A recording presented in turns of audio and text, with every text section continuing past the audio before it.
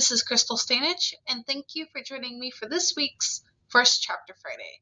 Today I will be reading from Neil Gaiman's The Ocean at the End of the Lane. Introduction. It was only a duck pond, out at the back of the farm. It wasn't very big. Letty Hempstock said it was an ocean, but I knew that was silly. She said they'd come here across the ocean from the old country. Her mother said that Letty didn't remember properly, and it was a long time ago. And anyway, the old country had sunk. Old Mrs. Hempstock, Letty's grandmother, said they were both wrong, and that the place that had sunk wasn't the really old country. She said she could remember the really old country. She said the really old country had blown up. Prologue. I wore a black suit and a white shirt, a black tie and black shoes, all polished and shiny. Clothes that normally would make me feel uncomfortable, as if I were in a stolen uniform, or pretending to be an adult. Today they gave me comfort of a kind. I was wearing the right clothes for a hard day. I'd done my duty in the morning, spoken the words I was meant to speak, and I meant them as I spoke them. And then, when the service was done, I got in my car and I drove, randomly, without a plan, with an hour or so to kill before I met more people I had not seen for years, and shook more hands and drank too many cups of tea from the best china. I drove along winding Sussex country roads I only half remembered, until I found myself headed toward the town center. So I turned, randomly, down another road, and took a left and a right. It was only then that I realized where I was going, where I had been going all along, and I grimaced at my own foolishness. I had been driving toward a house that had not existed for decades. I thought of turning around, then, as I drove down a wide street that had once been a flint lane beside a barley field, of turning back and leaving the past undisturbed. But I was curious.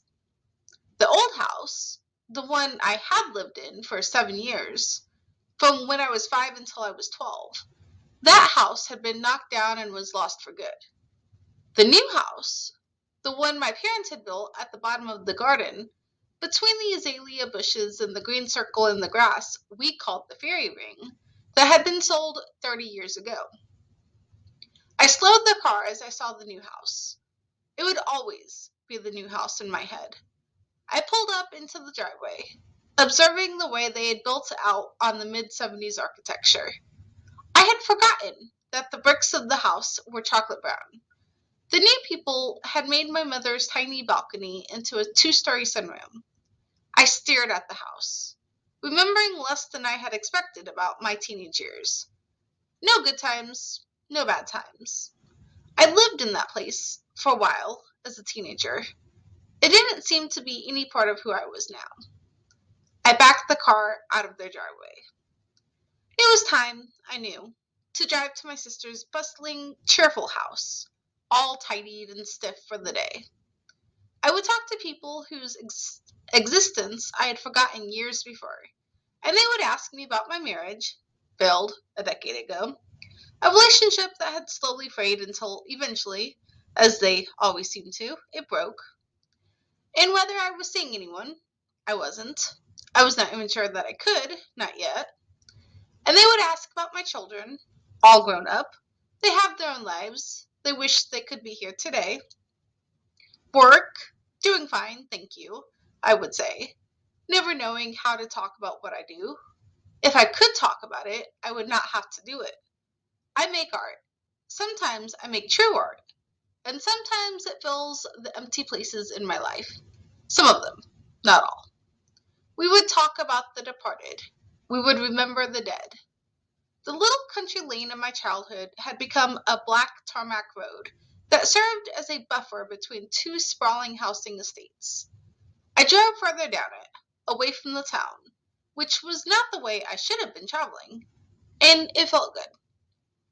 The slick black road became narrower, windier, became the single-lane track I remembered from my childhood, became packed earth and knobbly, bone-like flints.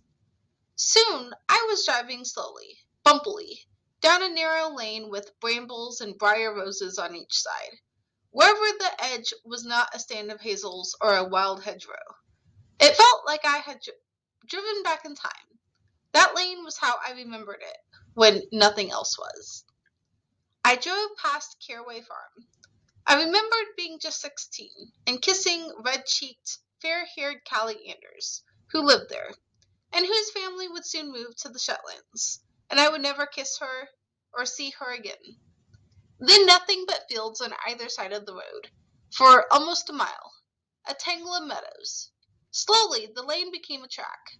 It was reaching its end.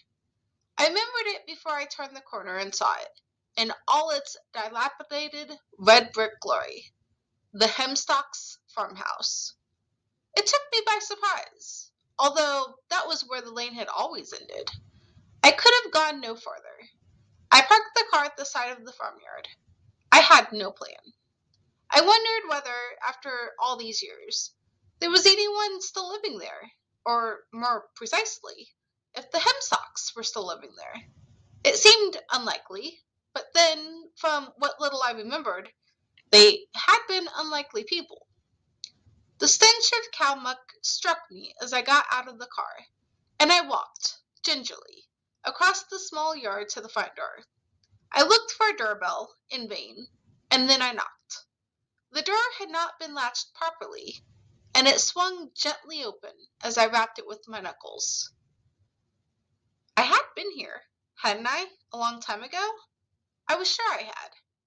Childhood memories are sometimes covered and obscured beneath the things that come later, like childhood toys forgotten at the bottom of a crammed adult closet.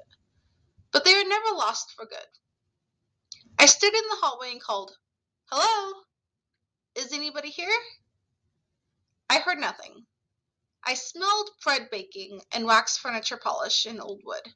My eyes were slow to adjust to the darkness. I peered into it. Was getting ready to turn and leave when, and if you would like to know what happens next, you can check this title out on the Libby app. Please join me here next week as I read from Pirate Hunters, Treasure, Obsession, In the Search for a Legendary Pirate Ship by Robert Person. Thank you and have a great weekend.